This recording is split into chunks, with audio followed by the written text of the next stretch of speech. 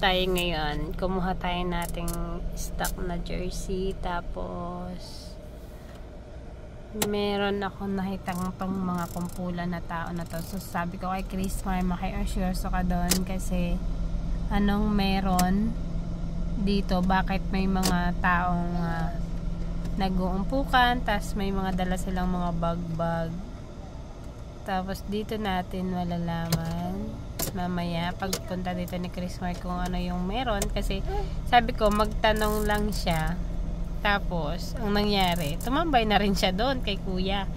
So dito kasi yung ano ng jersey, tapos ito yung warehouse ng may nakasulat kasi dyan. So ayan, ang nakasulat ay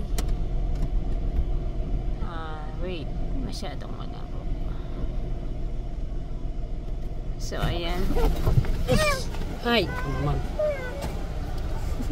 Hindi mo nakita, papasok ako. Welcome to Nameless Book Toy Zone ng Pag-Grade Fair. Ayan pala yung pinagkakabalaan.